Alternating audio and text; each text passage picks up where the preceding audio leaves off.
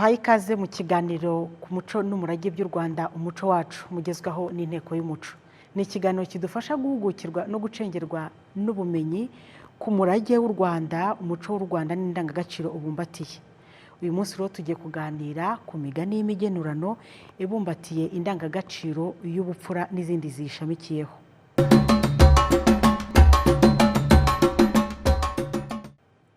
Wera, ese haba hari imigani y'imigenurano y'ikinyarwanda ibumbatiye indangagaciro y'ubupfura n'izindi zishamikiyeho?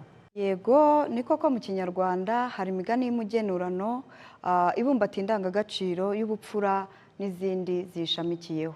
Mbere na mbere, ubupfura n'ipfundo ry'umuco nyarwanda bukubiyemo ibyiza byose mu myitwarire myiza ya muntu, nk'ubwangamugayo, ubudahemuka, kubaha ijambo, kutica isezerano, koroherana, ubumanzi, kwihangana, urugwiro, ubwuzu, kwicisha bugufi, kwiyoroshya, kubaha, kwiyubaha, kwiramira, kwigomwa, kwihangana, kuzirikana, gushishoza, kuba umunyakuri n'ibindi.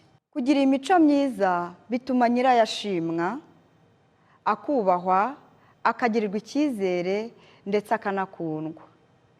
Ubwo bupfura bugaragarira mu mvugo no mu ngiro by'umuntu, bigatuma ababimubonaho bamwishimira kandi akaba intangarugero. Ubupfura rero ni umwambaro w'umutima ugaragarira mu myifatire n'imigirire by'intangarugero by'ubikora. Aha twavuga imwe mu migani igaragaza indangagaciro y'ubupfura. Umugani twatangaho urugero ni nk'umugani ugira uti konda biruta kwanguha. Wakwibaza uti uwo mugani usobanuye iki? Uyu mugani usobanuye ko ubusembwa bw'umutima ari inenge ikomeye cyane, ntaho ihuriye n'ubusembwa bw'umubiri. Urundi rugero twafata ni nk'umugani w'umugenurano ugira uti nta mfura y'ishyari. Uyu mugani uganisha ku ndangagaciro zerekana ubupfura, ko nta mfura irangwa n'ingeso mbi cyangwa se irangwa n'umugayo uwo ari wo wose. Hari n'indi migani twavuga nk'ugira uti ikinyoma gica umugabo aho yagendaga, undi ukagira uti ikinyoma gihabwa intebe ariko ntigihabwa ikirago. Hari n'undi ugira uti ineza irenze impinga. Ese hari imigani y'imigenurano itajyanye n'iki gihe inyuranya n'iyo ndangagaciro?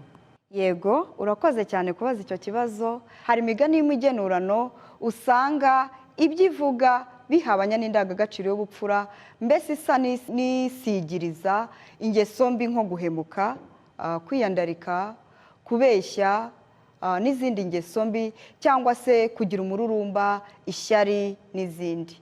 Iyo migani igaragaramo imigenzereze igayitse yo kubura ubudakemwa mu migirire no mu myifatire, cyangwa se kudashobokera abantu mu muryango ubarizwamo.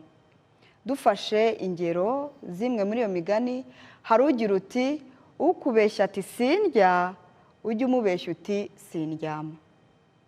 Uyu mugani uha urwaho ingeso mbi yo kubeshya no kuba indyarya. Uyu mugani rero utera imbaraga abashaka kubeshya, ukabahugurira kutaba inyangamugayo cyangwa se kuyoboka ikinyoma aho bagisanze. Twafata urundi rugero rugira ruti aho kurera imfubyi y'umuntu warera imfubyi y'inka. Uyu mugani uha urwaho kubura ubuntu n'ubumuntu, ukerekana ko nta mpamvu yo kugira neza abantu, ko abantu ari indashima. Uwundi mugani uragira uti igisambo ni igifashwe. Uyu mugani birumvikana ko usa naho ushyigikira ubujura ubwo ari bwo bwose, ukerekana ko kwiba ari nta kosa, ko nta kibi umuntu aba akoze, ahubwo ikiba ari ugufatwa. Iyi migani rero tumaze kuvuga irerekana ko idakwiye kugenderwaho, kuko hari imigani myiza mu buvanganzo ushobora kubona ibumbatemo izo ndangagaciro, ahubwo idahabanya nazo.